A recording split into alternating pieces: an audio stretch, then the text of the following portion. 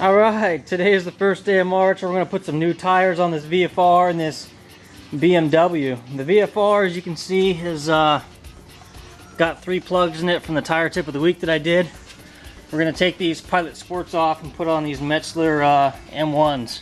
Should be some awesome tires.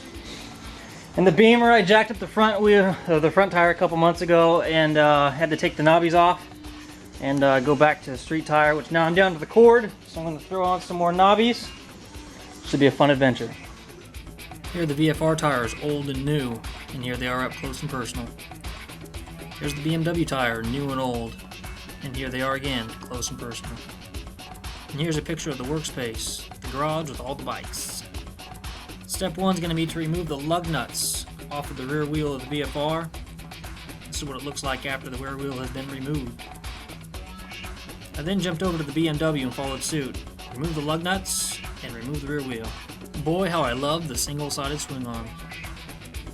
Once the rear wheel was removed, I put the front end up on blocks so I could remove the front wheel. I did the same thing with the VFR. Once I had both of the front wheels up off the ground, I loosened the front axle pinch bolts on the BMW and began removal of the front wheel. After the pinch bolts were removed, I then had to remove the caliper bolts so I could disconnect the caliper from the front fork.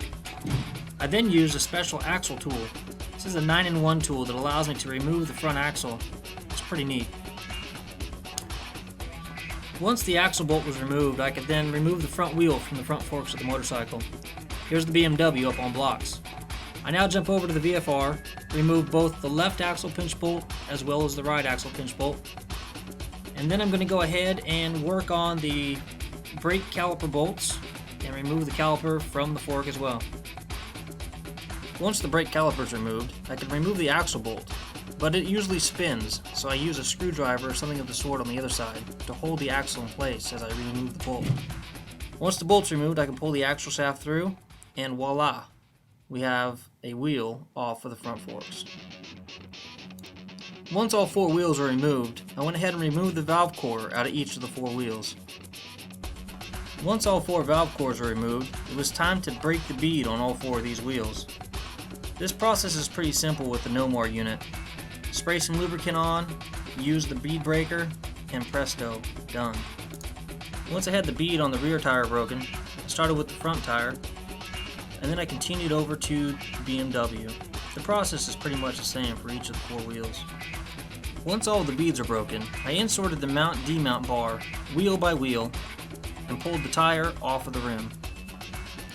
With the rear tire removed, I can then grab the new rear tire, take a look at the directional arrows, apply lube, and push the tire onto the rim. Now it's time for the fun part, getting the second half of this tire up and over the rim in the proper position. This is usually done by using tire irons, or what I have here, spoon bars, to pull the tire up and over the edge of the rim into the proper position for bead seating. And here we have the last pull, and presto, tire on the rim. After finishing this process on both of the BMW wheels, I jumped over to the VFR wheels. I removed the front tire using the same method. The mount-demount bar removes the tire. First bead, then the second bead, and then presto, the tire's removed.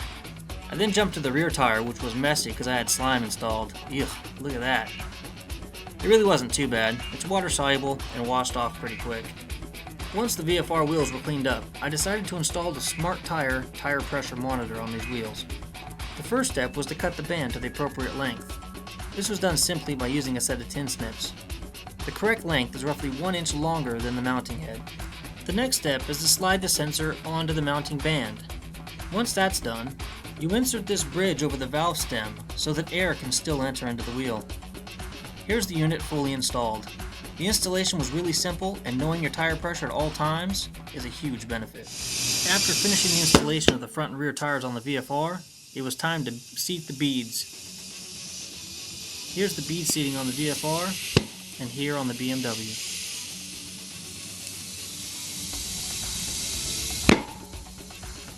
Once the beads were seated and the tires were filled with air, it was time to balance. I use this static balancer. It works really well and gives me a really accurate reading. The next step of this operation was the most simple and the most gratifying, remounting the wheels back onto the bike. Remember, check all of your nuts, bolts, and fasteners to ensure proper torque specs. And here we've got the VFR in its completed state, all assembled and put back together. And here's the BMW. Gotta love the knobbies. There's nothing more satisfying at the end of the day than being able to complete your own work.